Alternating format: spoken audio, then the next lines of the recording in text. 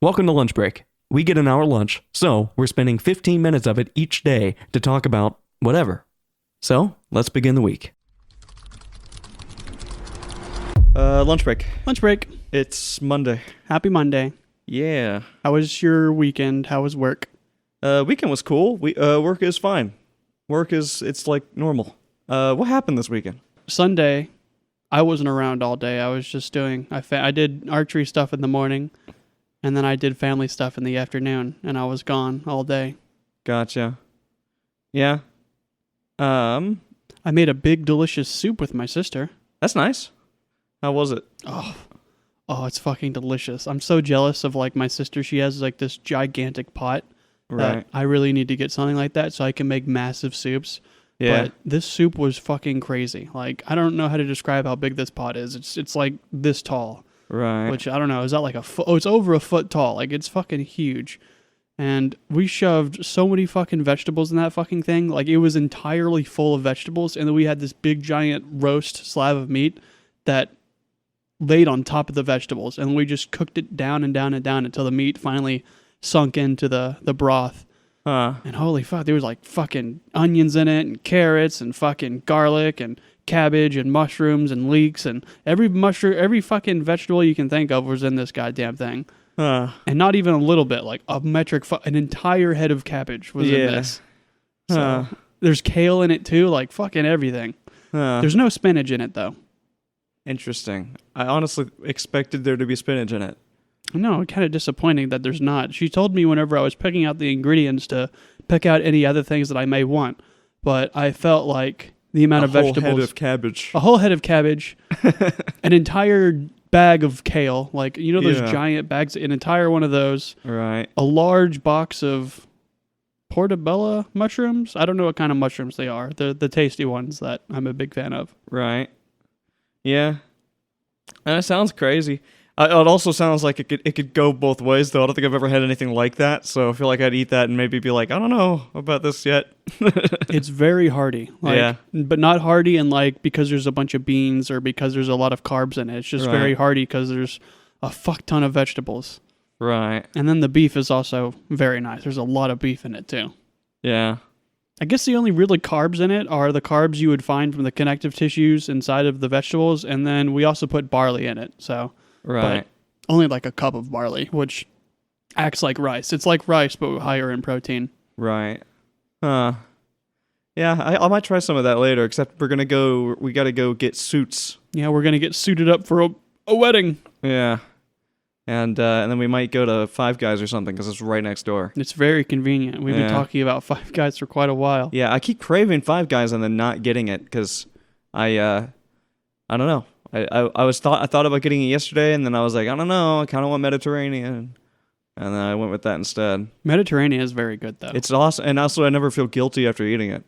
Like it's not just like super terrible for you. Just not a bunch of grease. Yeah. So. Can we talk about Surf's Up? Yeah. We watched Surf's Up on Saturday, and the whole gist of that movie is Shia LaBeouf, who plays a penguin, wants to win like a surfing competition. So he seeks out Tron, the guy who played Tron, Yeah. who is Tron. a surfing wizard, to teach him the ancient surfing ways. It's Jeff Bridges. Jeff Bridges.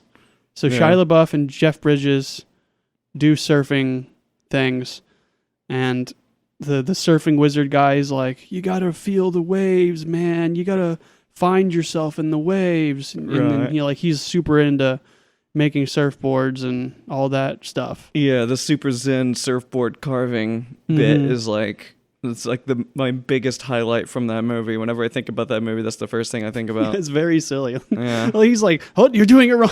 Yeah. But I had that fresh in my mind on Sunday morning when I was at archery practice with some of my coworkers, and I was telling them, I was like, man, I need like a master or something. I need to Shia LaBeouf my way into. I got to find like a archery master to teach me all the ways. Right. And then not 5 minutes later, a car pulls up, and these two older guys come out, and they're shooting like maniacs. They're shooting like 100 meters away. Right. And then they just walk over and they're like, hey, how you guys new to archery or anything? I'm like, yeah, this is my third time. And he was like, oh, fuck. He got super excited. Yeah. Taught me I need to find my anchor point, which sounds like an old wise thing that Scott Bridges from Surf's Up would say. That's not Scott Bridges. Sorry. It's Jeff Bridges. Jeff Bridges. But yeah, I found my anchor point and now I can aim. right. I made more progress that day than I made any other day. yeah. It's kind of crazy how like just a few little simple teachings can change everything. Right.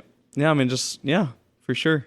Just giving you the pointers, like, completely can change it. Also, because archery is like super technical. Mm-hmm. There's like a lot of stuff you got to like try to do correctly. He But told then he told me my nooking point's too high. Yeah. But there's nothing I can really do about that now unless I get a new bow or a new string. But Right. it's not really that big of a deal. I can just get used to it. But then I was also thinking, like, I'm saying it's like very specific, but then if people have very different strategies in archery, Mm-hmm. like just completely different ways of doing it. But yeah, no, like in Surf's Up, I love that movie. I love the dialogue in that movie. That first movie was super good. The second one, don't even look at it. Don't even look it up.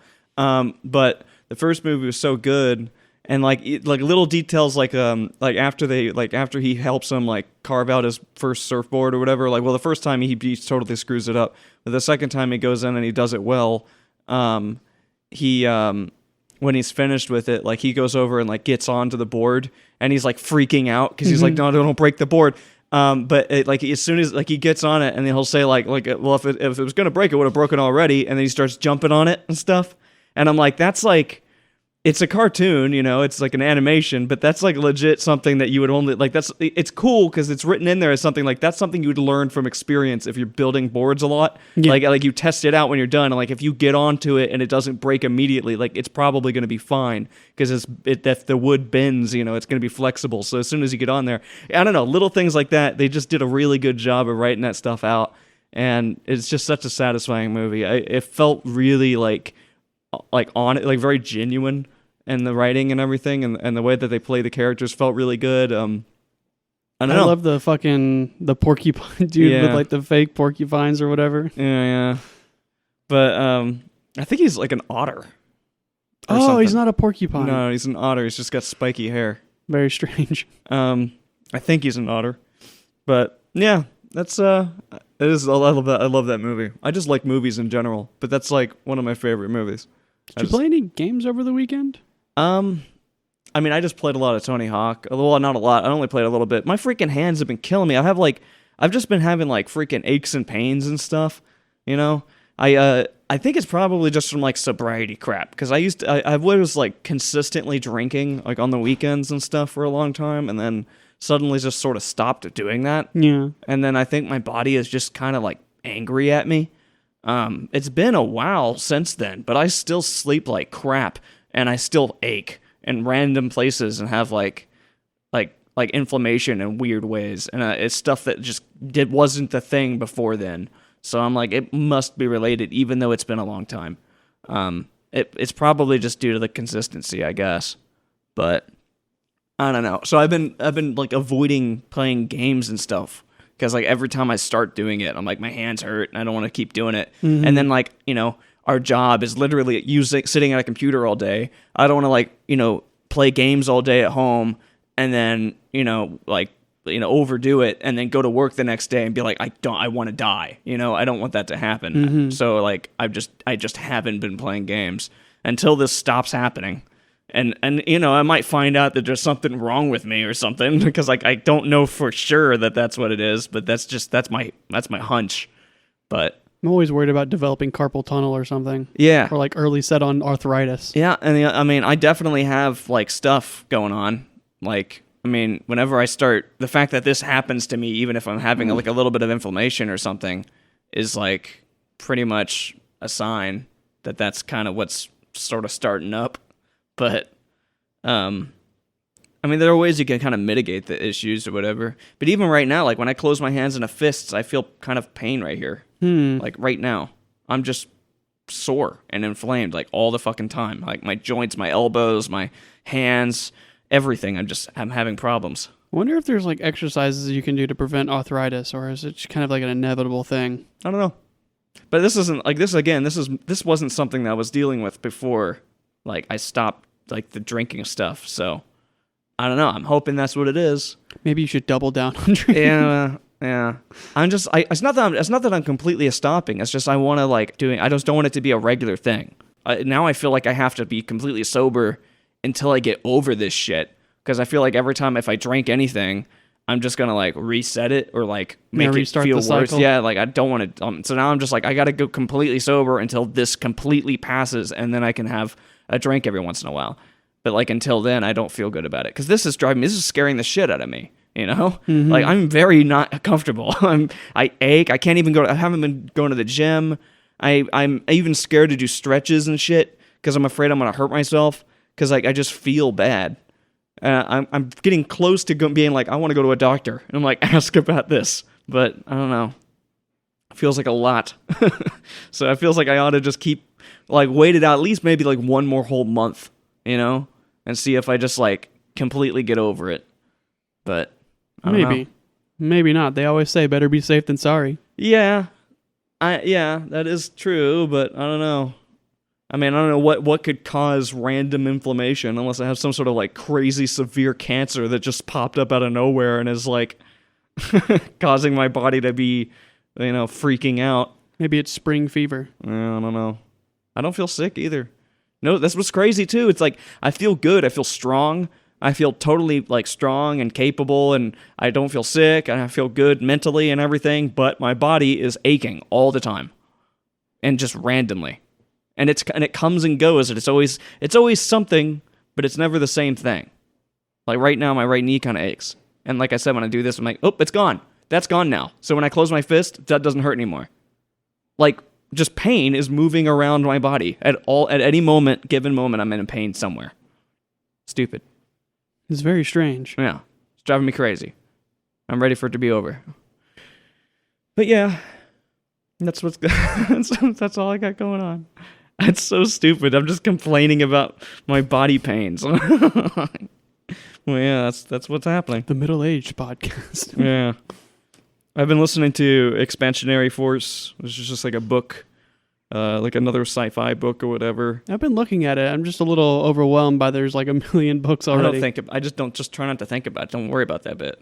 Like, I what know, it's does it hard not matter to if worry there's a about lot it. of books? Like, you don't have to read all of them anyway. Just like, if you read the first one and it's good, then maybe you'll be like, oh, there's, like, I'm glad there's a lot of these. But when I was reading Bobaverse, I wasn't like, you know, I read the first one, I was like, this is awesome. I'm so happy there's more of this. Mm-hmm. So it's like, fuck it. But so far it's good. I'm like, I am totally immersed into it. I think it seems like it's going to continue to be good. It's already like giving, like, there's new concepts in there that I haven't thought of already, and like weird quirky things about the aliens and shit in the universe or in the galaxy and stuff. And I'm like I'm already like, this is pretty cool. I'm getting into it. So yeah, should be kind of neat. And yeah, we got to go back already. Oh, Jesus. That's it. That is it. Well, back to the fun place where we Yeah. have a lot of fun Yeah. and do yeah. things we enjoy doing. I'm so tired. I am so tired. But hopefully I won't be so tired on Monday or Tuesday. Bye. Lunch break. Lunch break. It is Tuesday, right? Tuesday today. Yep. Yeah. Yeah. Happy Tuesday. How's work going? That's fine. Audits again. Mm. I'm really starting to get used to audits. Not a thing I want to get used to, but I'm getting used to it.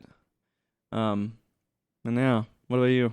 I'm pretty good. I got some good news. I had this hell project that I was not looking forward to getting looked over by other coworkers, Huh. but they informed me this morning that they just gave up on the project and passed it. So Right.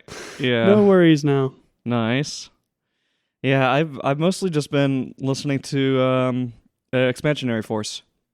That book that I started the other day. Holy moly, is it really? It's good. I am very enticed. I think I'm about halfway through the first book. I am so into it. Holy crap, the world that they've created is amazing, and it's like it's from like a military perspective of like a soldier, but like, you know, like the levels of dominance between like the hierarchies of aliens in it are amazing, and the level of like claustrophobia you feel as like feeling like super like vulnerable as a human and like the I don't know, the vibe that they give off in the book is incredible. I am so excited about it. I am very happy that there's more of it. I will probably burn through this book so fast now because now I'm like hooked. So Is there a way to just give it like a description of what it is without spoiling anything? I don't know if it would really spoil too much to say that it essentially is like like Earth is Earth. It is what it is, and you have your main character who is like part military, like has some military background or whatever, and then there's an invasion starts, and these essentially like hamster aliens show up. They look like hamsters, like hamsters with feet and legs. Tiny hamsters or big hamsters? Like big hamsters, like Okay. normal sized person hamsters. But they're like full hamsters. But they don't walk. They walk on two legs. Anyway, Bipedal hamsters. bipedal hamsters. But they come in and they just start specifically attacking infrastructure in the U.S. So they're attacking like power. They're attacking like anything that gives humans like any kind of like strategic advantages. Just like they just go in and they wipe out everything. But they specifically avoid taking out like nuclear power plants for some reason, so that they don't pollute the planet. And they just specifically attack the infrastructure itself so that the planet just becomes completely wiped out.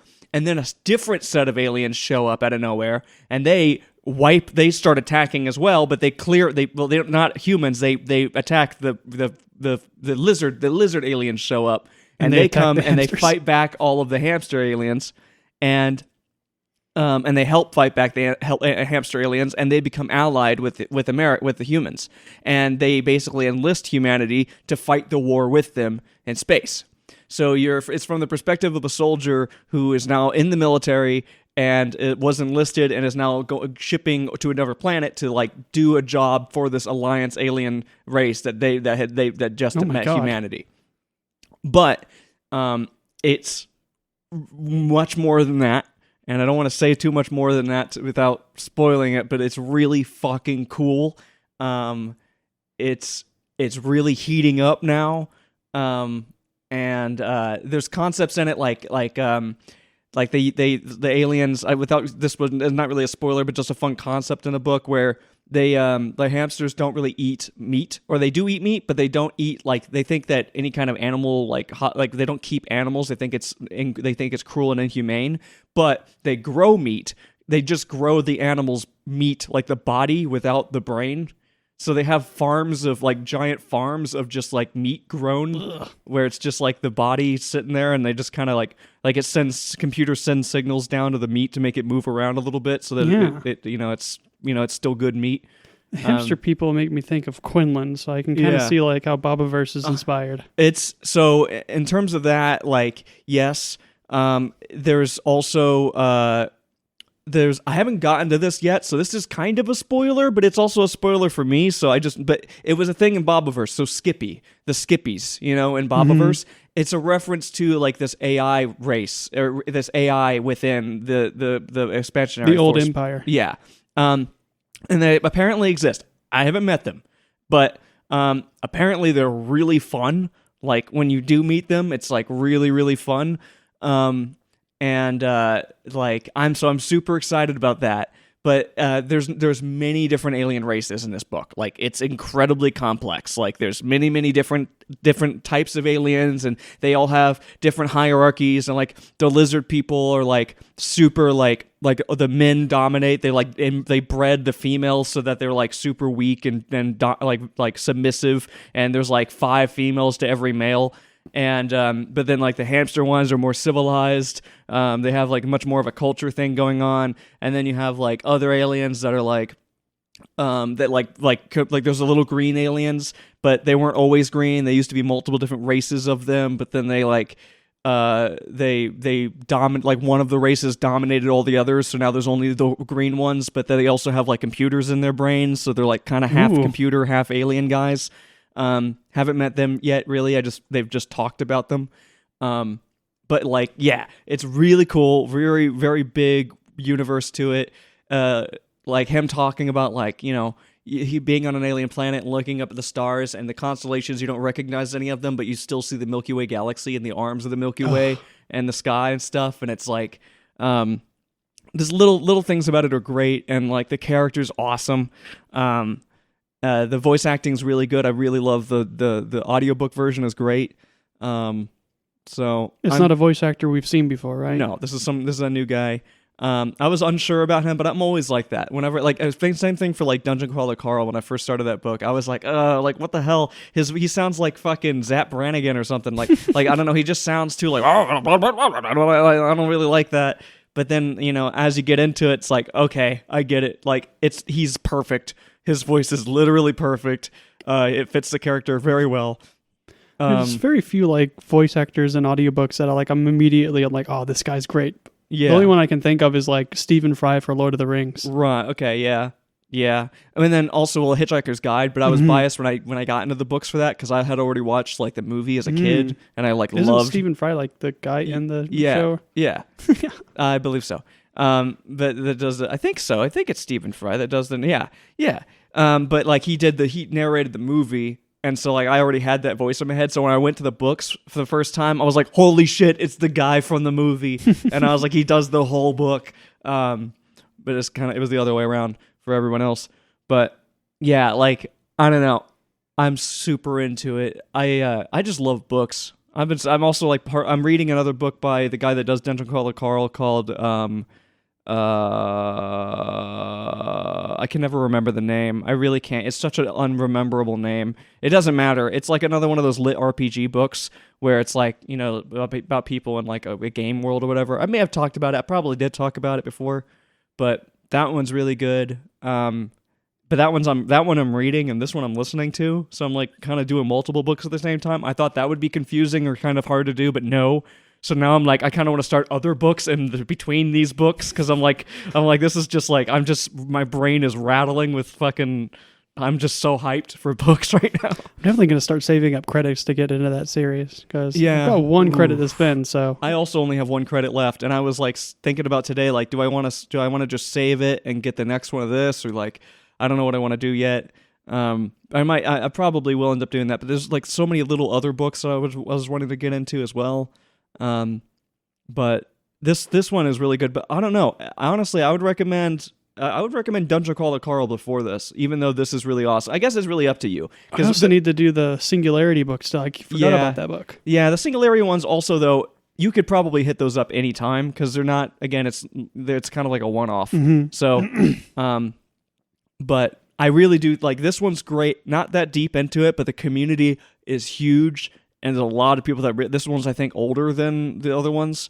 But Dungeon Crawler Carl is fucking amazing. I really, really, really highly recommend it, especially as an introduction to lit RPG books. Where, again, it's like that writing style where it's like the characters are in a video game. Like, it's video game rules. Like, the more you do this, the better you get at it and so on. And they have skill levels and such. But, yeah. I've been listening to Spanish music all day. Yeah. So I'm just like the trumpets and then señorita. But right. I'm gonna take Spanish class soon, so I've been doing a lot of stuff to prepare for it, like slamming Duolingo every day for like I think I'm on like a 9-day streak, but I plan on completing the entirety of Unit 1 before my class starts, and then I'm also getting engrossed in Spanish music. Right. I've been seeing your like the badge notifications from you on Duolingo pop up. Yeah. I was watching like I had a YouTube video playing in the background today while I was working, and it was something to do with like cartels in Mexico. This isn't funny, but it's like this is not funny. Like this is fucked up. But there was like cartels happening, and like this mother of like her daughter was killed by the cartel. She was like crying, and it was a funeral, and then like there was like everybody standing around the actual thing like crying, and it was like really sad. But the whole time there was like really happy, upbeat mariachi music playing the whole time in the background, and I'm like, this is so weird. Like, is this just culturally normal? Because they were like they were literally singing like like playing like a full mariachi band out there, and everyone's just standing around the grave like crying, bawling their eyes out. I'm like, this is such a weird vibe. I don't know how true it is, but I hear like I don't know what the word would or like the phrase would be for it, like the idea of like public noise. Yeah. So like you don't want to be playing like your radio very loudly to, I guess it's like a public noise complaint or something. I don't know what you Right. would call it, but I hear that's not very common in Latin America. And from Gotcha. travel YouTubers I've seen, it seems to be pretty accurate because they Yeah. always get off like a boat and then immediately there's like a loudspeaker just Uh-huh. blaring music. Yeah, when I was when I lived in my old house, that there was like I guess they were a Mexican family that lived next door that they would do Oh, like yes. full fiestas and shit, and they would bring mariachi bands back there. So I'd be like, my window is right next to their backyard, so I'd be sitting in my room and I'm just hearing like and I'm like, holy crap. They never really bothered me. They didn't go super late into the night. Maybe like, I don't know, 9 or 10 or something. They would stop or something. But I was always like, I didn't bother me. I was like, holy shit, there's a fucking party going on out there. But they definitely are not shy of making noise when they, I guess, culturally. Mariachi bands are fucking loud anyway. There's a Like, bunch of trumpets. Yeah, like a bunch of horned instruments. And Guys just like, screaming into a microphone. yeah. They always got like a PA Mariachi! system. Yeah. But oh my god! And then also the restaurant down the road that we go to sometimes, the Mexican place. That place is so fucking funny. Yeah. Like every time we're there and then like there's like a matcharachi band playing, I'm always like, Machawachi. I'm scared to like make eye contact because I've seen people like look at them and then they'll notice that they're being looked, so they'll go Yeah, over yeah. and start playing for them. I'm like, Yeah. oh my fucking god, do not Yep. come over here and play for my table. Yeah. Like it's not like I don't like it, I'm just like fucking I don't want want to have to tell you to go shit. away. Yeah. Like I don't want to have to tell you like I want to have a conversation with the people around me. I came here to like hang out. But yeah, that place is good though. The food is awesome. I've We been haven't gone craving it. anywhere in a long time. We've just been eating here, which is Mm. cool. Yeah, I'm making food on Fridays. Yeah. Do you have any plans for this Friday? I think I'm gonna make the same thing I had laid last that's time, right. just better. So do you think that just are you so you're still gonna do bread and Ritz in it? No bread. Probably. Did we talk about it yet? I don't think so. Because we did mention it on last Friday, but like it just ended up like it was good, but like because of the breadcrumbs and the Ritz you put in there, it just kind of soaked up the cheese, so the Mhm. cheese just kind of became like a powder mixed in with the breads. It was very disappointing to me. I was Oh. very excited for like a gooey, Yeah. savory, hearty meal, but it was savory and delicious, but very like starchy and powdery because of Yeah, I put like an entire sleeve of Ritz in there and then an equal amount of breadcrumbs, right. which honestly I feel like I could get away with just half a sleeve of Ritz. Yeah, I mean, in my experience, whenever I've seen anybody cook with breadcrumbs, they only use a small amount, and it's always something you just top stuff up with. Mhm. Or like when I made meatloaf, I barely used any really. The recipe only called for like a half a cup or something. So, I don't know. I don't know how far they can go when I'm in something like that. But do you think that just cutting back on those two things is gonna be enough? Oh yeah, it's going to change the dish significantly. All right, I'm excited. Should be sweet. It was good though. Like it didn't taste bad. Yeah, It was just the texture was a texture was little weird. disappointing. Yeah, it didn't have that like gooey cheesiness to Ooh, it. in archery news, Yeah. I have like an archery gang now all of a sudden. Like it started with just me and my coworker, and then they invited one person, and Right. that person started coming consistently, and then they invited another person, and they're thinking about coming, and then the person that consistently started coming after they invited him has also invited someone. Huh. So now the archery group is going to be like 3 or 4 or maybe even 5 people. That's crazy. That sounds like fun. You're kind of making me want to like get involved in that a little bit. But I'm also like, is that not going to make it harder to like go out there and shoot? Now you're gonna have like a lot of people. That is kind of what I'm worried about. Like this is the Yeah, range ain't big it's enough getting for out all of of hand very us. quickly. Like, yeah. Because I also invited someone for this Saturday. Right. So I'm like, oh shit, should I uninvite them now? Because like I didn't know you were gonna invite somebody fucking. There's like Yeah. person invites someone who invites someone else. Right. You start like an archery club or Yeah. something. Yeah. That sounds cool though. Sounds like it could be fun.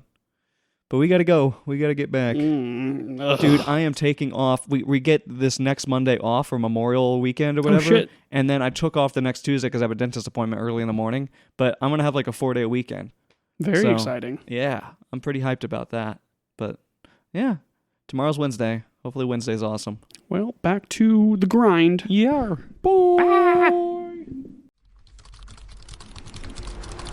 Lunch break. Lunch break. Monday. Wait. Wait, Monday. No, Wednesday. Wednesday. Yeah. Where's the week gone? I don't know. Well, it's not going fast enough. I'm ready for it to be over. It's going by slowly and quickly at the same time for me. Like work drags, but then boom, Yeah. it's the next day. No, I agree with that. Yeah, today has been like it felt like work has been taken for. Like I even had a moment when I was like, "Oh man, like I felt like I've taken all day on this thing that I'm working on," and then I looked at the clock and I'm like, "Oh my god, it's only like 10 o'clock." It's been 5 minutes. Yeah, like it's crazy. But yeah, somehow the week is going by fast too. So yeah, I am just insanely into this book, which I said the name of it wrong. Oopsies. I think so. I think I said the name out loud in the podcast Yeah. the other days, dude. Expansionary forces. That's what I said. Expeditionary. It's expeditionary force is what it is. Like the British Expeditionary Forces. right, which makes way more sense than what I said.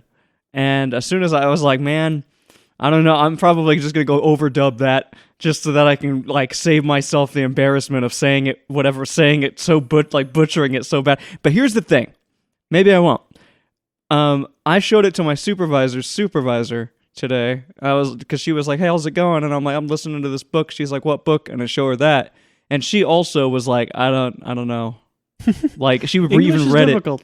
it. Yeah. And speaking is difficult too. Like I know it's probably not the only mistake you've made, but I made tons of fucking mistakes when talking on here before, like saying stuff like the USSR and the Soviet Union when I meant the US and the USSR, or Well, saying, yeah, it's different because like this podcast goes over multiple days, so I can like in this episode be like I can address what happened. The problem is like if it's Friday or if the episode it's the weekend and I'm working on the episode and I notice that I said something super wrong, I'm not going to not address it. I can't let that fly. I'm not just gonna like allow that to just sit there. It's gonna drive me freaking crazy knowing that I said it wrong.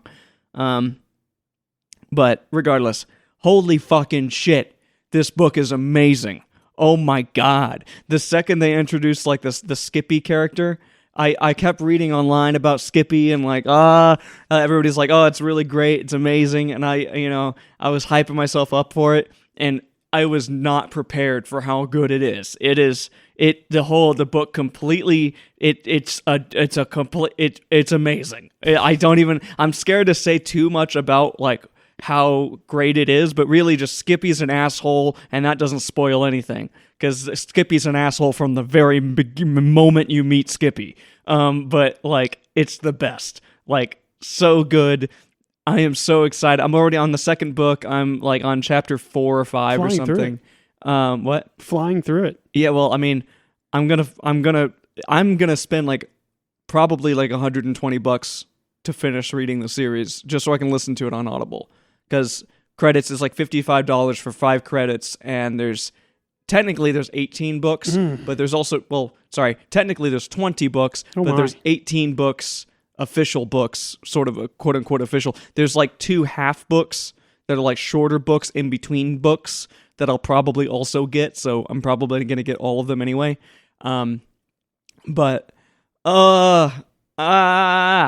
It's driving me crazy. And then after learning about the character, I had like flashbacks to like, holy shit, all these moments in my life where somebody's made a reference to this character and I didn't realize it at the time. And I'm like, oh, like there it is. Like I get it now. Like I never saw it before, but now I do. Like, but the book was written in 2016.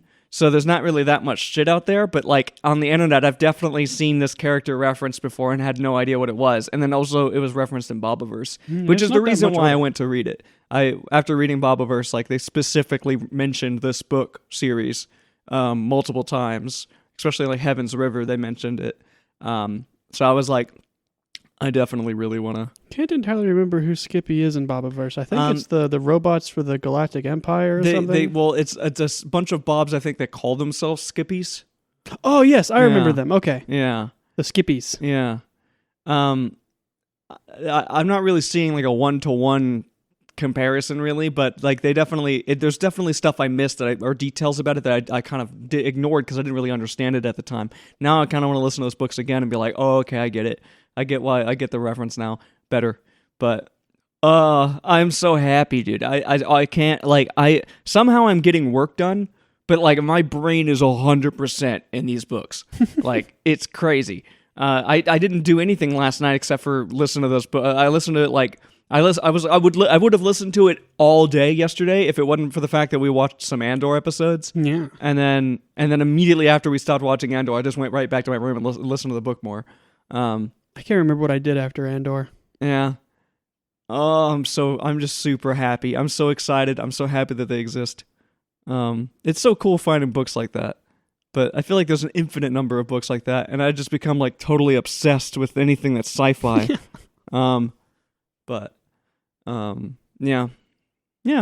I'd like that's to it. get into like the Wheel of Time series, but it's another just vast series of books that would either takes a lot of time to pile up credits for, or you have to spend a lot of money to get into. Yeah, I was also thinking of just getting it on like my Kindle, which would probably be a lot cheaper. But the audiobooks are just so good. I love having the audiobooks. I love having them there and being able to like just pop them up, and especially at work, it's nice. Like I don't want to have to I'm not going to be able to get through these books anywhere near as fast if I'm reading them at home. Like, just I want to be able to use that time for other things. So I think it's worth it to just put the money into it so I can actually enjoy them at work, because this is amazing. Makes me want to get more into like getting hardcovers of books as well, and like form a big collection of books. Yeah, I also feel the same way. The only issue is I don't have a place to put books, so Yeah. I don't We want could to turn this wall behind us into a bookshelf. Yeah. This one right here, Oh yeah. or we do technically have a bookshelf there. But Yeah, but we got it covered in like knickknacks and paddywhacks. I love knickknacks though. Yeah. Yeah, there's a lot of stuff over there, but don't even look at. The weird Russian dolls that go inside of each other. I don't know what those are called, like Ushanka dolls or something. I don't know. Ushanka's a hat. Yeah. Well, I feel like I would have known, but now you've tripped my brain up. I feel like it's like a name of someone. Russian nesting doll. Okay, Is that what it is? I think that's what they're called. I don't know. Are the things called Russian nesting dolls? What are those? I'm asking Google for context. I love the AI. It's thinking really hard. Thinking. Yes, Russian. Mariyashka,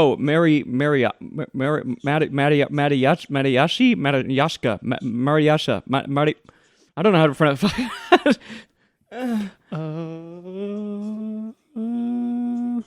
Matryoshka. Matryoshka. It's named after a person, I think. Okay. Reminds me of the Matroska brain from Bobaverse, the big giant computer brain that they were trying to make. Is that what that was called? Mm-hmm. Huh. I can't pronounce it correctly. Matrosa brain or something. I don't remember. Yeah. My phone is still talking over there. I don't know. I want to be able to get into reading. Yeah, like actually just like sitting and reading books. Mm-hmm. Why not? Like what's keeping you from just time or? I don't want to buy books. Oh yeah, get a Kindle. I don't know. I like the physical book better than a Kindle. I like the Kindle better than physical books. I like the feel of it. It's nice on my hand. It lights up for me. I don't have to worry about lighting anything. I can just kind of I can be underneath the blankets and look at it. It feels good. I can stick it in my back pocket and take it with me wherever I go. I can put hundreds and hundreds of books on there, and they're not super expensive. I love the Kindle. Those are all pros, but to me, it doesn't outweigh the pros of having a physical book. I suppose. Yeah. I mean, there's a bit of charm of having a book. It's just I feel like at some point it's just something I have to carry around. It's analog versus digital. I guess. I feel like Kindles are just so close. It's so close. It doesn't feel like anything when it's just a screen versus I don't know. delicious I paper. get a strong amount of satisfaction from going swipe. There's Just also no go to book this. smell from the Kindle. New book smell. You can spray it with book smell. The book chemical, Book rather, chemical spray. probably has forever chemicals in the book Yeah. spray. Oh. Though with a Kindle, you don't have to worry about bookworms. Yeah. Well, I was gonna say you could add some bookworms. You could put a few bookworms in there. How would that work? I don't know. All at the same time, bookworms also kind of disgust me. Like whenever I find like a book and it's like, I don't know how you would not be disgusted by book. It freaks me out whenever I see a hole in a book. I'm like, where is it? And I'm like looking through the book. I've never found like the bookworms or anything, but it's like it's like disgusting at first, but then it also like if you had the book for a long time and you're used to the bookworm holes, it's just kind of, I don't know, like rustic or something. I suppose. Lived in. Yeah. Literally. Yeah. I don't know. I feel like if I opened a book and there was a worm in there, I'd freak out. Oh yeah, me too. Like, I don't know. I opened up a fucking, what happened to my voice? I opened up a ramen packet once. It wasn't ramen. It was like some other off-brand ramen. But I opened up the packet and there was a fucking cockroach in it. Oh God. Like, sometimes they have like this it's like a plastic box and then it has like a plastic wrapping around it before you take off like the paper. Yeah. The plastic wrapping, I took that up and then once I pulled it off, there was just a fucking cockroach just fell out of it. I was like, oh. Yeah. I'm sure it didn't infest the insides, but I threw it away immediately. Yeah. I don't know. That would definitely be that would be too much. It ruined my appetite too. Like, Yeah. Well, I mean, if there's cockroaches in the packaging area, that's like right off the. I don't know. I don't know how. I'm good. I'm gonna pass on those ones. Nothing is worse than like insects. Yeah.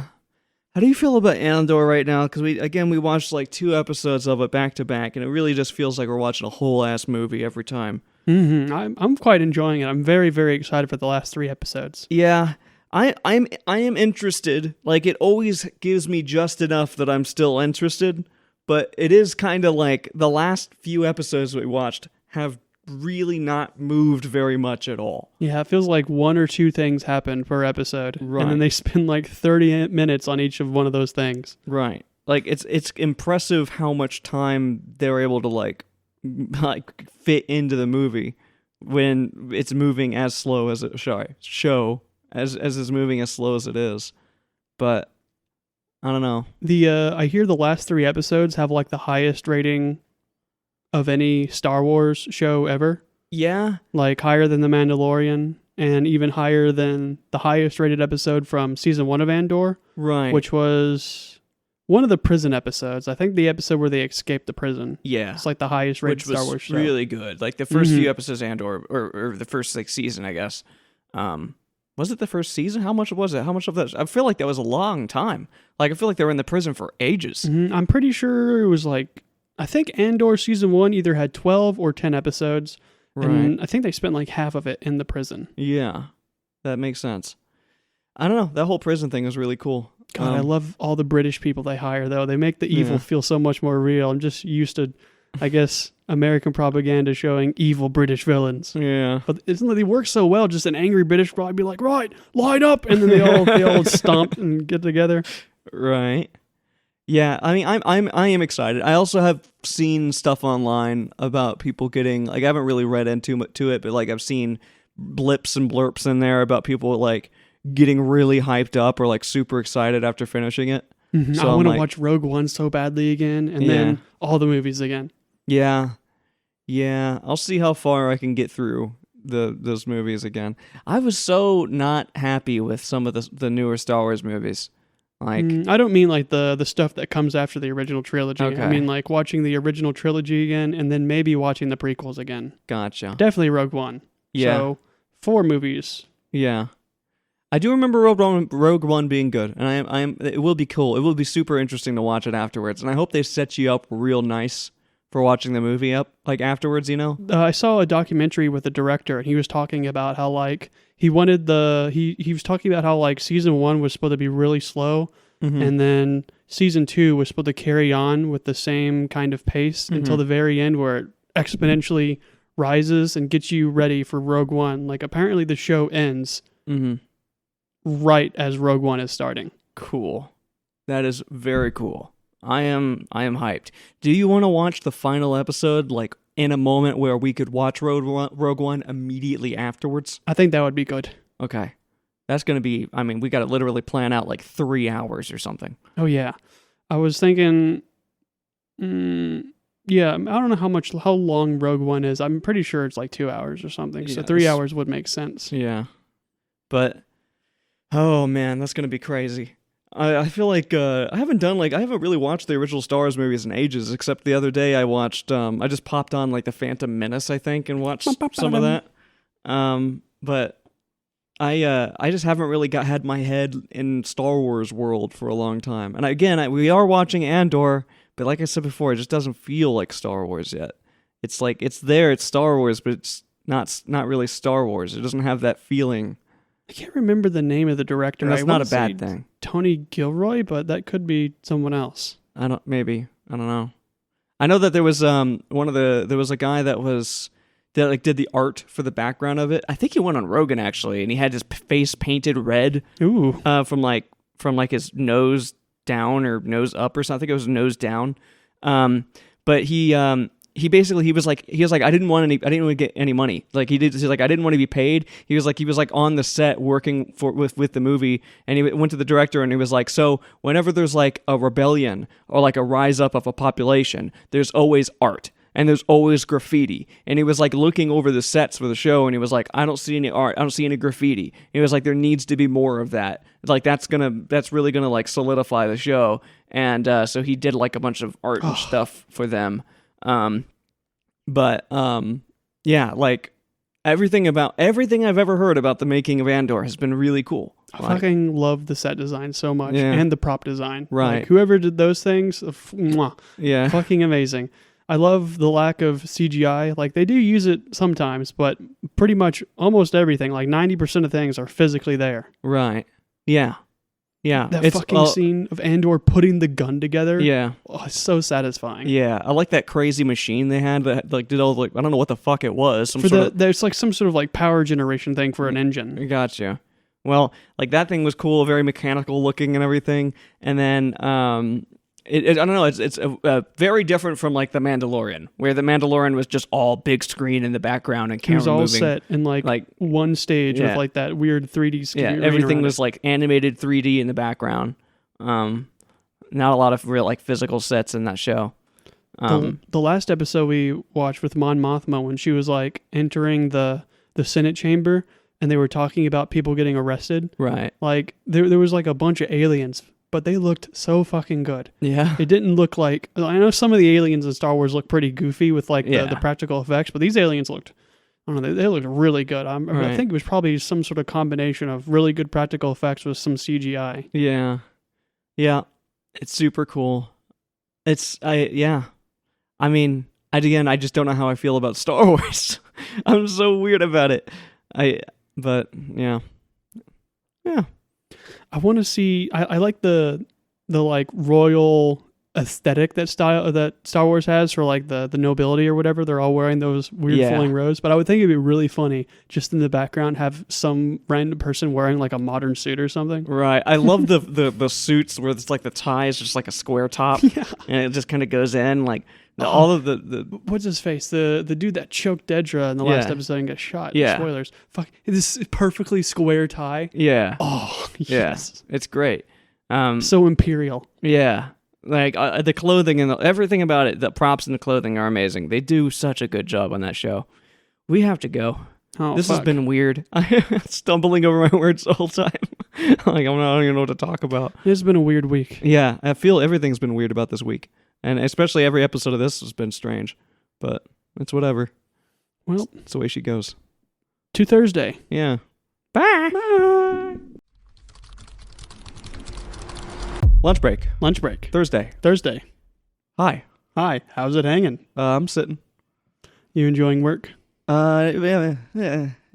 I've done literally nothing today. Like sometimes I say I've done literally nothing where I've actually done a few things. I've literally done nothing today. Like I sat down on my desk and I've had the same screen not moved for multiple hours, just moving my mouse ever so often. And then I've just been watching videos and talking to ChatGPT. Nice. Yeah. Yeah, no, I've worked. I've had nothing that's worth anything, so it's been kind of crap. I've done a lot of like QC stuff, and then that's about it. Yeah, my supervisor's not here today and I'm over points. So I'm just like, Yeah. I could submit work. I have stuff ready to submit, but I'd rather just hold off for next period. Yeah. Yeah, I've been still into that book That's mostly been my main focus. Heavy. You're on the second one now. I'm on the right? second one. I'm on chapter 11, I think. Mhm. I'm so happy. So happy. Every single day I'm excited and super happy to listen to that book more. Holy shit, I'm very happy. That's all I have to say about it. I can't really talk about it unless you read it. I am very excited to get into it. I just have no credits right now. Yeah, it's going to be good. You're going to love it. I am thrilled. So like it somehow just keeps getting better too. I'm so happy. That's all I got. That's it. I made a deal with the devil yesterday. Yeah. I went shooting with my bow, Uh-huh. and it was Wednesday. And apparently on Wednesdays there's this archery club that meets at the range. So I talked to them for a little bit, and then I ended up joining the archery club. There's no requirements or anything. It's a completely free club. Right. But they have like a sign in and sign out sheet to prove that you were there. Right. So if I start consistently going on Wednesday and signing in, I'll be like they used a certain word, I forget what it is, but I'm allowed to join tournaments if I consistently show up. Right. That could be pretty cool. I like the idea of like it's something you were doing basically every day. So if you just do anything like that and not like every single day, eventually you're going to run into a guild. Yeah. I was like, oh, here we go. I found them. But yeah. So they do a lot more than archery though. Like they're like a Ren Fair. it sounds group. like the way you described it before makes it sound like a LARP thing. I don't think they're actually into like live action role play. Right. They're more focused on like actual realistic skills. I'm pretty sure they do a little bit of live action role play, but they're more focused on like the actual martial arts of sword discipline and medieval martial arts. Interesting. That is cool. So do they have like an actual discipline for this? As in like if it's snowing or if it's raining, are they going to be out there doing it? They skip archery stuff on inclement weather days, but I'm not entirely sure about their Ren Fair Kingdom stuff. They seem to be a lot more serious about that than the archery. Yeah.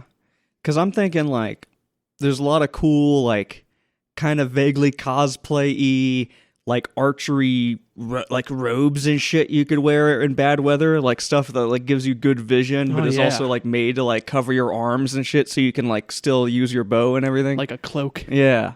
Like I'm thinking like you just get decked out in some like medieval fucking archery gear and go out there in bad weather and just tank it. Fucking nice boots or something. That would be very nice. Very cozy. Mm. It's like sitting under a porch or something. Right. But you're wearing the porch. Yeah, a porch you can wear. Poncho. What? A poncho. A poncho. But yeah, no, that sounds interesting. Do you think you're gonna get into the weird sword play shit? I've never really been all that interested in swords or armor, but there's a lot of stuff that they were talking about that I would be maybe interested in. Like they were talking about making your own clothes, making your own shoes, making your own bows and arrows. That sounds pretty cool. Yeah. Basic like medieval survival skills, like what things they used to carry. They do a lot of like reenactments of like battles, and so I guess that's where like the LARPy stuff comes in. Got you. I would imagine that would be very expensive. Oh yeah, On top of your already kind of expensive archery hobby thing you're picking up. I feel like getting into that must be quite a bit of a hobby money sink. Oh yeah, speaking about money, I'm thinking about getting another bow already. Like yeah. I like my bow, but it's only 30 pounds, and it's pretty easy now, honestly. Yeah. And it's only for my right hand, so I'm kind of worried about the dysmorphism that could cause eventually. So I'm thinking about getting an ambidextrous bow. Right. Now, I was thinking about that the other day because I was like, I'm assuming that archers in the past did learn to shoot with both hands, especially like if you're riding a horse. You're not really going to be able to like shoot to your right. Mm-hmm. You can shoot to your left or go really far, even behind you to your left, if you're on a horse. If you're right-handed, but going to the left side or the right side, you're gonna without switching arms, you're not going to be able to get that far. Yeah, the bow I'm looking at is literally a horse bow. Right. So, I feel like that would be super hard. Like training on your left side would be crazy hard. Mm-hmm. Like it also kind of dangerous. Like definitely you're gonna have to get a guard for your other arm. Mm-hmm. and I don't know what, like some weird ambidextrous gloves, like two different like guard gloves, with like the things that your I wanted to call this part of your arm a shin. It's the shin forearm. of the arm, forearm. Like, yeah, you're gonna have to change your whole get up. Yeah, definitely. Even the well, I guess that doesn't matter. I was like thinking even the thing you pull your arrows out of, but No, it's a hip quiver. yeah, okay, that's right. You can kind of cross. Mm-hmm. But yeah, it's definitely would be expensive. It'd be like another $200 I would have to spend. And Right. I think the more expensive part of it is the horse bow is not rated to use the arrows I have. I would have to get specific arrows for it. Right. Yeah. I mean, it does sound cool, but I'm also thinking, like, realistically, even with the bow you have, there's still loads of things probably that you could try to work on that you haven't really done yet. Oh yeah, I did a longer range yesterday, and Right. that was very nice. I was thinking, like, longer ranges, maybe. I'm not sure how you would do it, but like the idea of moving targets, or while you're moving, try to like get some practice on like a slow, like a steady pace or something, or. That's something that I saw one of the people at the range doing. They were practicing like strafing while shooting. Right. Yeah. But then again, yeah, I have you looked into like what kind of weird body changes happen if you only have one side? Like, is there really like a definitive difference? Like, is that something that people really worry about, or is it something that's reasonable to worry about? It is a possibility. It is like 100% a thing, and there's a lot of different injuries that can result from it. But if you're not like overdoing it and like straining yourself, then there's not really big of a worry other than like your right side being more strong than like your left. Like, I don't know. I feel like personally, I wouldn't mind that at all. I would think it's kind of cool. Like, it's like one of those things where like I kind of think that like having stretch marks is cool. Like if you're like in shape, if you're like fit and you have stretch marks, I think it's cool because it's like it shows that like you have discipline. Like you went from having a lot of weight on you to losing a lot of weight and getting to that point. Mm-hmm. So having like a big fucking buffy fucking side where it's like, oh, like this guy clearly does archery a lot. Like they have like you can tell that they've been doing this for a long time. They're probably very skilled. I don't know. I just don't feel like I don't feel like that would be a problem. I know of a few other archers though that they specifically they switch sides every week. Yeah. And they have an ambidextrous bow, or they have like a left bow and a right bow. Yeah. It's like it's just one of those things where it's like it does look weird to any normal person, but if you know, you're like, oh, okay, that's like that took discipline to do that. I think realistically though, like all it just comes down to is if you're overdoing it, then it would be a problem. But if you're doing it healthily, it's something you can deal with. That's not really a problem unless you want it to be a problem. Right. Yeah. I mean, trying to practice with both sides does also sound cool, and it does sound like a challenge that might be kind of fun. I like the hand-eye coordination it takes, and I feel like training a side that you're not used on would be very beneficial for it. Right. It'd be good for your body, and then plus it'll be good for your just training hand-eye coordination in general. Just and it'd probably maybe transfer or translate to other things maybe a little bit.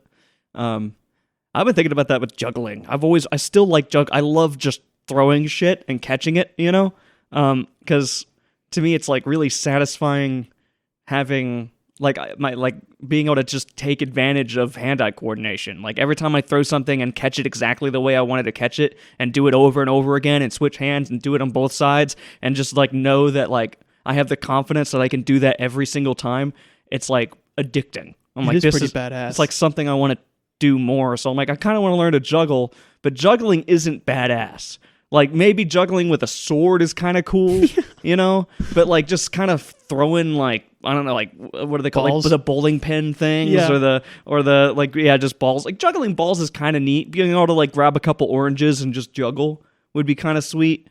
But like, honestly, I'm more impressed by just like taking something and flipping it up in the air and then catching it exactly where I wanted to catch it, just that alone. And then also being able to do that on each side. Being able to just throw it up with my left hand and catch it with my right hand exactly in the place that I meant to catch it. Like, just that as a skill is super satisfying to me. The king at the Ren Fair is looking for a new jester. He wants a jester. Holy fuck, that'd be hilarious, dude. I'd go dressed up as a full jester and just start juggling and Little shit for bells. the fucking. Oh my god. Ugh.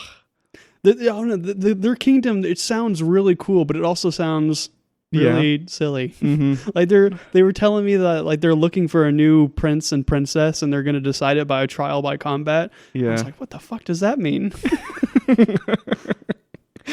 Yeah. Huh. I mean, again, that definitely sounds like LARPing. I don't know. I don't know of another way to describe it. When the king is there, is the king all like high and mighty on a throne, sitting back and watching stuff happen? Is it? I would assume so, but also You haven't met this person. have I've you? met the king. Oh, The king okay. and queen I've met are the king. Yeah, the king and queen are the people that run the archery club. Okay, I got you. That makes sense. The king looks just like Nathaniel as Mhm. well. I was like, I think I told you, like, Yeah. as I was driving up, I was like confused. I was like, is that fucking Nathaniel? Like, Yeah. what are you doing here? Like, same clothes you would wear glasses, same hairstyle. Nathaniel's one of our friends, by the Yeah, way. very for close context friends. there. But yeah, I mean that sounds very interesting. I don't know. I kind of want to see this, you know, but I don't want to like. I wouldn't want to show up as just a spectator. Like, you know, I've heard of the circuses in town. I wanted to see what's going on. You could just come with me on Wednesday, and then we could Yeah. trade bows back Yeah, and forth. it would be cool to like do a little shooting or something and try that out. Yeah. What like, whenever I think of like live action role play, I imagine like a bunch of nerds who don't really appreciate the discipline of swordplay, and they're just kind of like swinging at things that aren't really there and playing D&D, but like in real life. I think it goes deep. So it's like okay, think Foxhole, right? Like there are people on the Foxhole community that just, you know, all the effort that you dedicate to anything in your life. Like I'm thinking like my YouTube channel, the amount of effort I put into that, or like even the discipline of holding this podcast up, going to the gym, staying focused at work and doing a good job there, focusing on books, whatever. Like you only have so much like shit you can really dedicate your brain to, you know, and really, really dedicate it. I'm going to say like right now, those nerds that are out there, I don't think any of them are half-assing it. I think any of those people that go and do that shit are fucking full tilt. That is something they're passionate about, and they're probably pretty good at it, you know? Like, and when I think LARPing, I'm just saying like, you're going out there and you're wearing shit that is definitely not something you'd wear to a supermarket. Oh no. You're going out there and you're taking into a role that doesn't exist in a normal society, and you're really just you're immersing yourself in that world. I would say that's LARPing.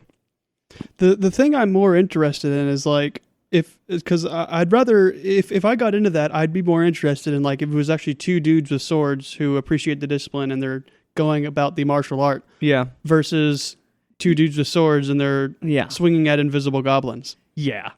No, and I get that. Have you seen like I've seen videos of these of people that go to like those crazy fairs that you know go with the full body armor and they fight each other and shit, and that looks intense and like kind of crazy. But then, you know, you're going to get a little bit of everything in a place like that. You're going to get the people that are like they're just there because they want to be, you know, in full armor, and that maybe like would like to have the discipline but don't, and that just show up anyway to LARP effectively. I mean, it's not like if somebody likes that shows up to this group you're talking about right now, they're going to be like, no, you can't come in because you're not disciplined. You know, you're not taking the sword seriously. You're not taking the bow seriously. Like, they're not going to do that. So, of course, those people are going to be there. But, like, I get what you're saying. I would prefer to be in, like, a club where it's just, like, we're just focused specifically on let's learn how to respect and to how to appreciate swordsmanship and not necessarily, you know, go all fucking play dress up cosplay. Yeah, whenever the king and queen were explaining it, that's kind of more what it sounded like because they were Right. talking about like how they teach all ages, like how to like make stuff or how to do fencing. Yeah. Or at the archery club specifically, they were like, oh, we teach like the old techniques Right. and how to maintain the bow and how to make certain parts for it. Yeah. I mean, it does sound cool. It sounds cool, but it's not going to get you any dates. You know, you're not gonna. It's not Unless something. I find my date there. Yeah, you're not gonna really impress that many people. Yeah, you know, I make my own bows. I maintain them myself. I, you know, I'm kind of a. I'm like a. I don't even know what the ranks would be for an archer. A journeyman. Yeah, but I mean, it does sound like it would be fun though. You know, and like I'm sure, again, like I said, I'm sure there are people that are very disciplined and that are very good at it. And there's got to be something you can take away from that. Maybe I'm sure just there's loads of stuff. yeah, and just hunters. I'm sure there's a few hunters out there. It's not like Something- you're going to be hunting with a sword, but at least the people that are doing archery. Something I would love to find from it, because I know they focus a lot on like the medieval living stuff. So hopefully I could find maybe people to camp with, Yeah, that might be neat. go like rucking with, and then build a campfire, hang out in the woods, properly camp. Yeah. Anybody with a crossbow? There was a kid there who wanted a crossbow, Mhm. but they were talking about how they don't use crossbows. So I don't think so. Crossbows are much more dangerous.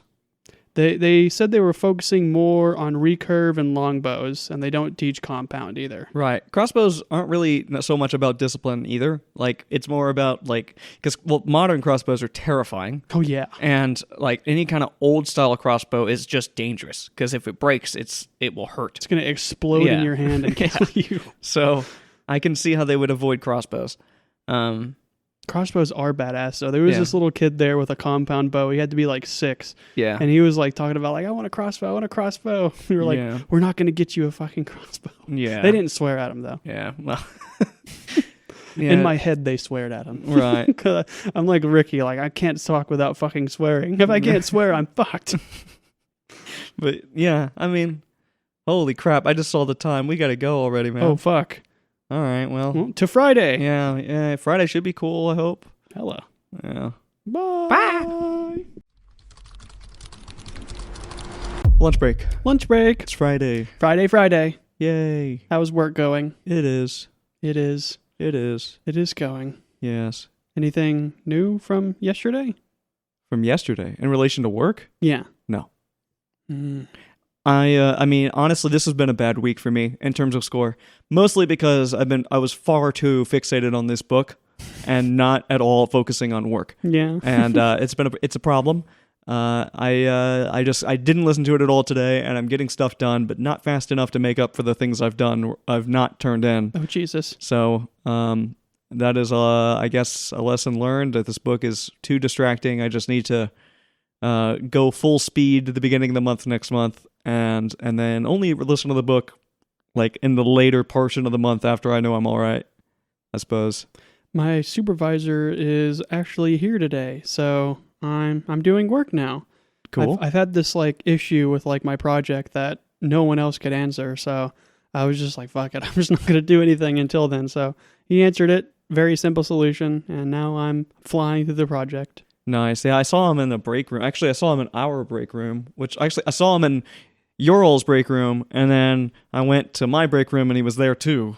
And I was like, okay, I guess he was also looking through all the cabinets. I don't know what he was looking for. Maybe he we're- lost his coffee cup or something. I'm thinking like we're missing something upstairs. Oh, yeah. He was like, well, let's steal it from downstairs. Right.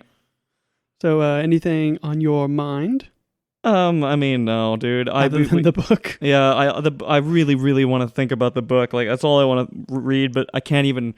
It's painful because I'm like, I can't do it right now. I gotta stay focused on the tasks I have at hand. But We finished Andor and Rogue One last night. yeah, that was cool. It was cool. It's yeah, it was cool. It feels like those movies belong in the series. I can't say the same for everything that came after the other movies, but so far, like Rogue One, Andor, they fit snugly in there. It's Mhm. nice.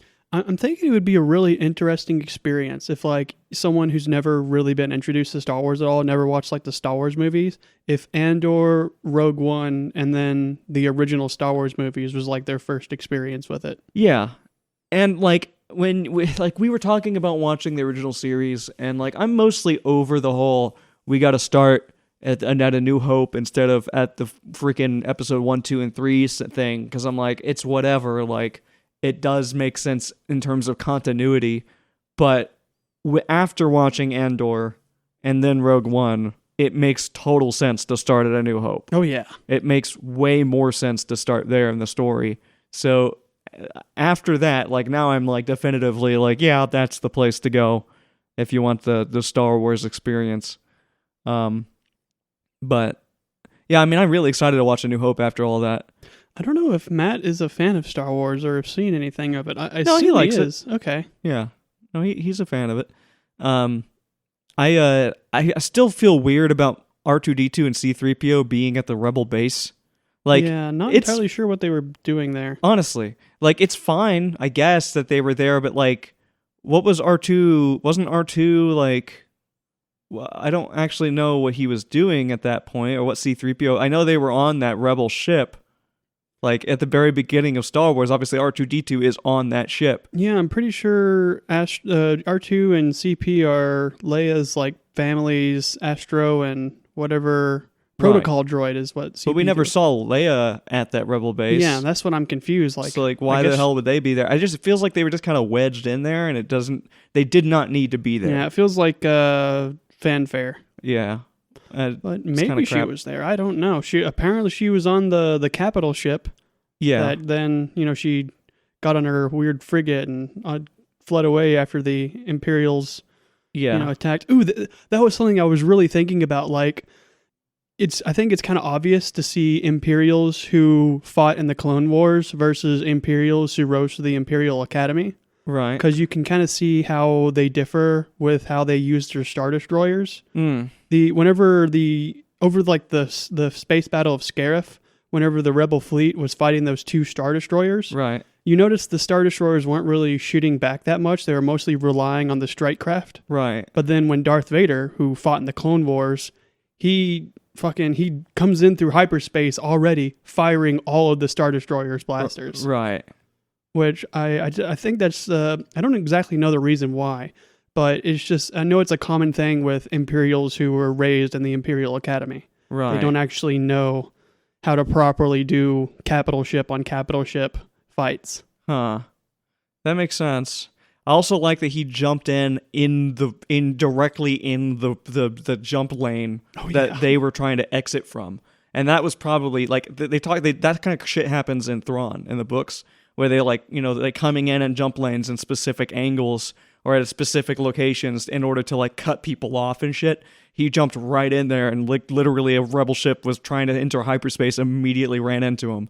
And it's like, Yeah, I didn't notice that at all. yeah, like it's kind of it's just neat how he came in. Yeah, and I love when I first watched Rogue One, I didn't really appreciate like Vader showing up at the end of it as much until now, because now I'm like, it is cool. Like, it is cool. I like it. It felt like fanfare the first time I watched it, but like it's also like nothing. It didn't really come together. Like, just jumping into Rogue One without Andor feels really weird and empty. Like, it's cool. Like, yes, it explains what happened, but I don't give a shit about these characters, and everything just happens so fast. And it just doesn't. And also, like, at the end, when Andor's like on the planet and the fucking everything explodes, and he's there with that girl, like, who the hell is she? I don't give a shit about her. Like she's, none of that's explained in Rogue One, really. I mean, it's like a little bit there, kinda, and they kind of throw it all in edgewise. But without Andor, that really didn't work. I for know me. the guy that designed the Death Star, Galen Erso, Yeah. he was a character in Clone Wars, but very, very minor, like just mentioned. Right. And then I guess they took that and made Jen Erso. Right. Gosh, she said something last night that I thought was really funny. Oh yeah, she was fucking literally like fucking Jane from Stranger Things 11. Yeah. Whenever her dad was dying, she was like, Papa, Papa, and her name's Yeah. Jane, just like Yeah. fucking Jane from 11 from Stranger Things. I Right. don't know, I thought that was silly. Yeah. I'm so much. I'm very impressed with like how the dialogue and the vibe of Andor is very similar to Rogue One. Like Yeah. there wasn't like a jarring transition from show Right. to movie. Yeah. I think they tried really hard to make that happen. It felt good.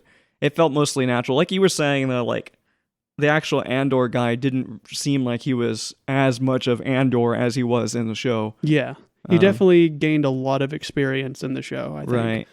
Like, I think, I remember thinking, like, at the start of Andor, the show, I'm kind of just, like, iffy with him. But by the time they get to Narkina, whatever, the big prison area, Right. that's whenever, like, I fell in love with the character. Yeah. I also just felt weird, like, obviously Andor never meets What's-Her-Face again, the girl that he was, like, kind of dying, like, you know, in love with. Bix, Yeah, she just was gone at that point. She just still just wasn't there. And it did kind of feel like she could have been there, although it would have, like, that would have really, like, tied the show to the movie a little bit more if she shows up and, like, it's not explained, like, especially when they made Rogue One, if she was there or maybe she died with him, you know? That would have been interesting. I don't know if Andor was pre-planned before Rogue One. It feels like it was, but then there's also bits in Rogue One that makes it feel like it wasn't. Right. Yeah. Yeah. It's a little weird. Also, like, him being on the planet that he was at the very beginning, which it does make sense. He was being sent out on missions. Plus, he obviously was at, like, a higher rank within the rebels at that point because he had to, like, kind of win them back after What's-His-Face died, and he brought Luthen. and he brought the assistant back. But You mean the planet he goes to that's, like, really crowded and he kills that guy? yeah. I think that's the planet he was heading to at the end of Andor. Okay. Like, it just felt like kind of a little jarring because he was there and then, like, things were a little different, but it didn't feel that different. It was still mostly, like, seamless, but also it ended on it. I don't know. It felt very open-ended, but obviously it was intended that way. Mhm. So, yeah. There's some bits from the movie that I find a little silly. Like, in the show, his voice is so deep, and I don't know if that's, like, he's, like, doing that on purpose or if there's, like, a part of, like, the audio design that makes it, but it feels like in the movie his voice is really high pitched, and I don't know if it's something to do with audio design or it's just you know, he's, like, new to the character. I don't know. It could be a little bit of both. Yeah. I really wouldn't know. There's also some, like, little discrepancies that make me think maybe they didn't think of Andor before making Rogue One. Like, whenever they were in that cage at Saw Gerrera's, and one of the guys was like, "I've never been in a cage before." And Cassian's like, "It's the first for me too." Like, as if you weren't in a fucking Imperial prison, but maybe Yeah. it's different. I don't know. Yeah. That is true. I mean, I guess it wasn't really a cage so much. Yeah, more of like a fucking living hell. Yeah. But They also, it feels like they were kind of making Cassian and the fucking Jane Erso kind of like, they were trying to, like, ship them, but maybe I was just reading it wrong. I don't know. I don't know. I am excited to watch A New Hope. It feels like it will hit different after watching all of those, you know? Mhm. Maybe it'll just feel really off because things don't quite line up or something, but yeah, I'm sure it will be all right. I think it was really satisfying watching all of Andor and having no, like, exposure to anything Force related Yeah. or any Jedi or, like, the Yeah. biggest thing in Andor is that one Force sensitive lady that could kind of tell Andor was special. Right. But then going from Andor to Rogue One, and you slowly ramps up with the Force use. You got, like, the blind dude, but then finally at the very end, fucking Darth Vader. Yeah. And it's all still, like, in the same vibe and dialogue as Andor. So it feels like you're watching, like, Andor, but it's just a longer episode. Right. Yep. Yeah. Dude, I don't know. It does make me a little hyped about Star Wars. I'm Yeah. hoping that, because Disney's, like, idea with Star Wars is, like, making it appeal to literally everyone. Like, there's a show for everyone. The Mandalorian's like the family show. They've got loads of kid shows. Yeah. Andor's like maybe the more adult centrist. Yeah. show. George Lucas's intention when he made Star Wars was that it's a kids movie. Yeah.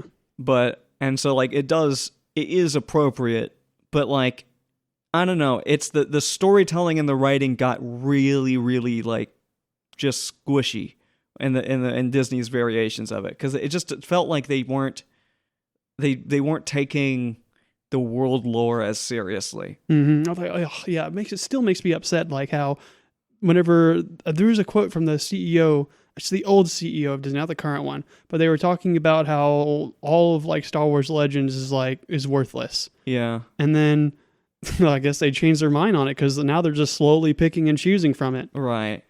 Yeah.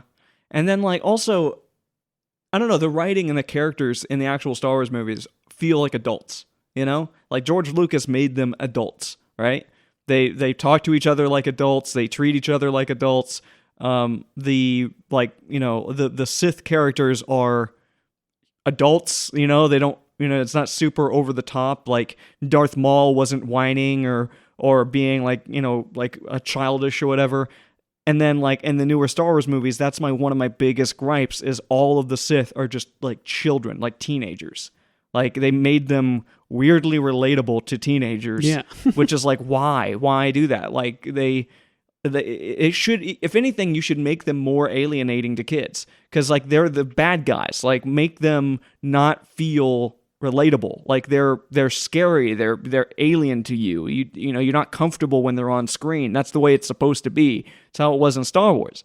And like I don't know. It just felt like they kind of got the tone wrong. Yeah, I think of like Palpatine with that. Like Legends Palpatine has an actual reason for what he like taking over the entire galaxy because he's preparing for the Yusang Vong threat. But Disney's Palpatine is just he's just power hungry and evil. Yeah.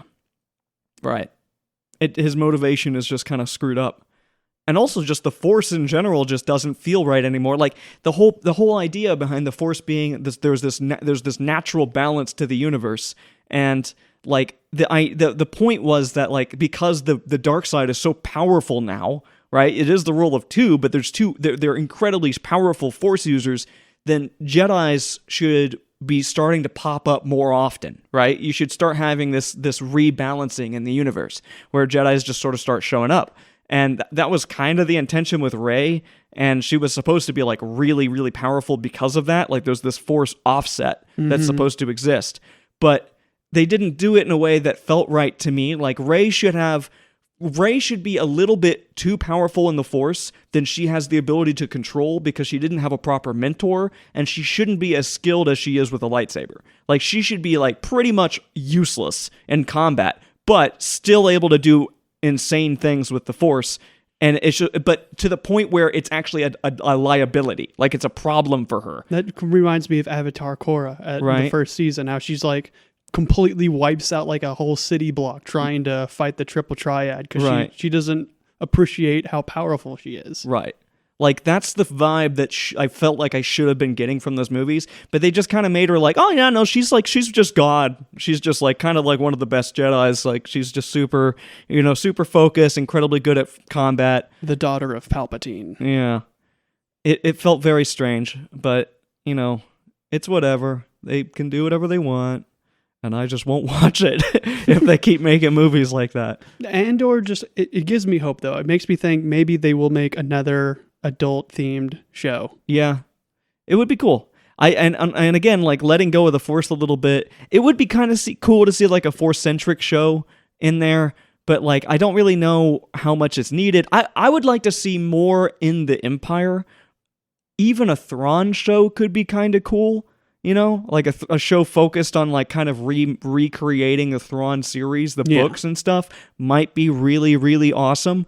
And I think it would fit in well if they could get the same director that did Andor to do that. It would be amazing, like probably out of this world good. I think that is possible because the Ahsoka show is pretty popular and has Thrawn in it. Yeah, but the Ahsoka show didn't win me because the actors just didn't feel like they owned the characters very well, and I never even made it to the Thrawn part in Ahsoka. Yeah, after watching Clone Wars and getting used to that character and having an idea of what that character is, and then it was just super jarring and kind of uncomfortable to switch to what they made her in that show. She was so sassy in the Clone Wars, and then in fucking the show or the Ahsoka show, she's just like really serious and deadpan and emotionless the entire time. Yeah. And I know she was more serious in Rebels, but she still had that fucking Snips flair that she had from the Clone Wars. Like, what the fuck happened to that?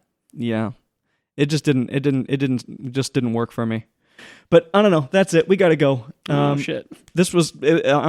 Dude, I hope next week we can like kick it off with a bang. I'm going to try to like, really think over some stuff because I felt like this week I was kind of lazy. Again, I was mostly just so into my book and not really thinking about what I want to talk about, in these episodes much. It's obviously very fun though. Yeah.